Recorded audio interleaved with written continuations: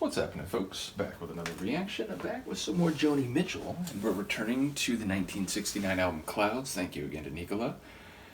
And the next track is Songs to Aging Children Come. There's a bit of a opaque syntax to it, which of course affects my interpretation of the semantics.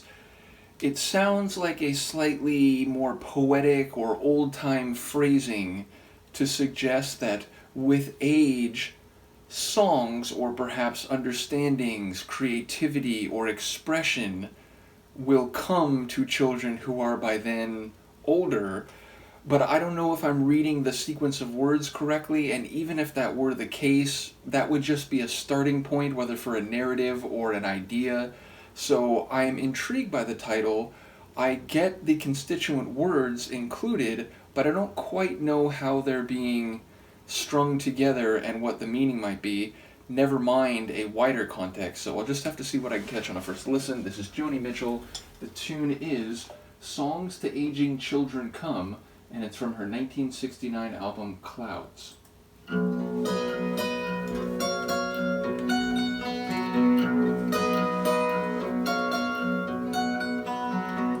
Through the windless wells of wonder, by the throbbing light machine, in the tea-leaf trance or under orders from the king and queen. Songs to aging children come. Songs to aging children come. Aging children, I am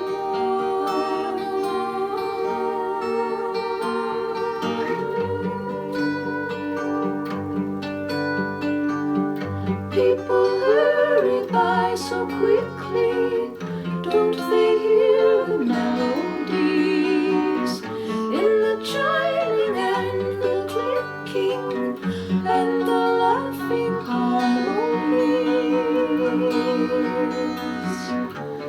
Songs to aging children come.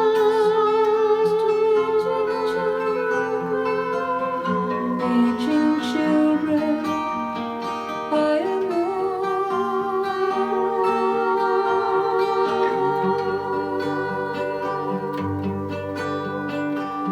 Some come dark and strange like dying, crows and ravens whistling, lines of weeping, strings of crying, so much sad listening. Songs to aging children come.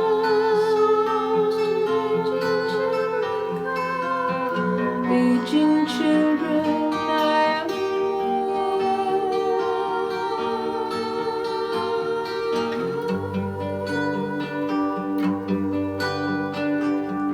Does the moon play only silver when it strums the galaxy? Dying roses, will their perfume rhapsodies to me? Songs to aging children come.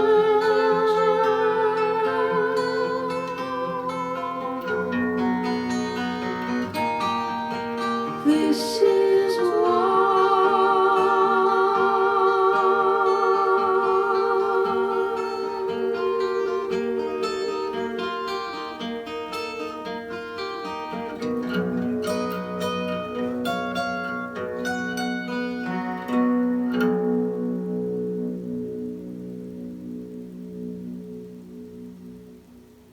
A shorter one, that felt like. Maybe 3.5?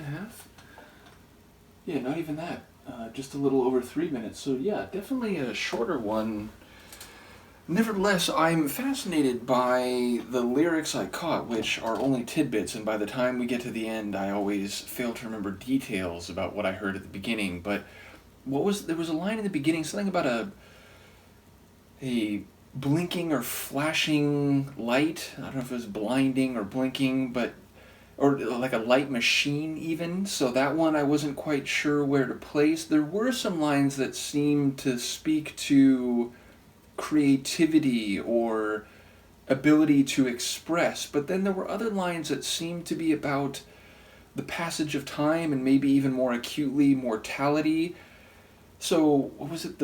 Is the sun or is the moon something other than silver, like passing through, was it the galaxy? And then there was a line, I think, about roses when they rot and their perfume, and then maybe thinking that this is about, again, the passage of time. I mean, the phrase aging children already, number one, has a little bit of tension, because although, of course, all children age, unless, unfortunately, they pass away, there is this idea of children as a distinct category of humans classified by their lack of age, by their lack of years of experience. And so to refer to aging children forces us to take a step back and look on a longer timeline, and to suggest that eventually children age enough where we don't call them children anymore. They transition into adolescence, or indeed eventually into adulthood.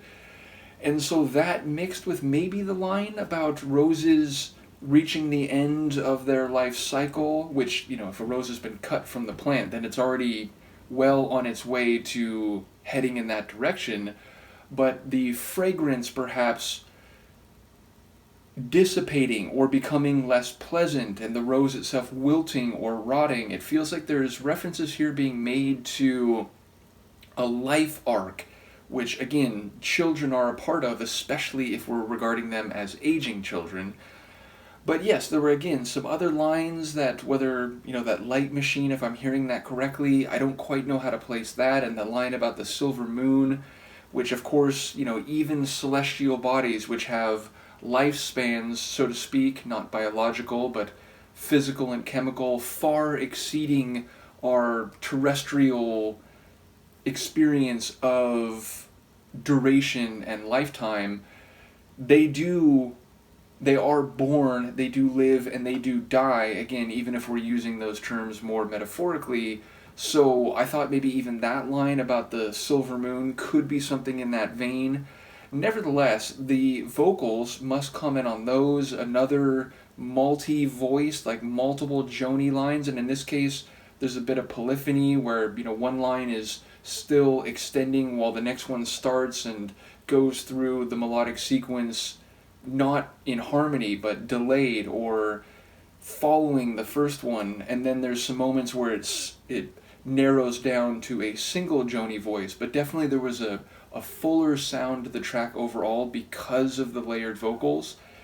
And yes, again, like very entrancing guitar playing. That's something I suppose that I've heard on a number of her tunes at this early stage, where, I've called her a guitar poet and so on, but that's at least in large part relating to the stories she's weaving and the pictures she's painting with her words. But I do find her guitar playing very calming, and also, what's the right word? I was going to say hypnotizing, although sometimes I think that might fit better, like a group like Cocteau Twins, where I feel like I'm almost lost in the psychedelia of the sonic material. But here it has this very, removes me from the flow of time type of effect, where I feel like I'm so in the moment trying to follow her lines and so on, that the guitar just allows me to, disconnect from my other senses. So, like hypnotizing, mesmerizing, entrancing, something in that vein, or in that Venn diagram of meaning. Nevertheless, a very compelling tune, and seemingly packing a lot of ideas or concepts into a very short span of time, which maybe feels like that is itself a bit reflective of what's going on in the tune thematically. In any case, I enjoyed it. Let me know what you think, and I will see you next time. Peace.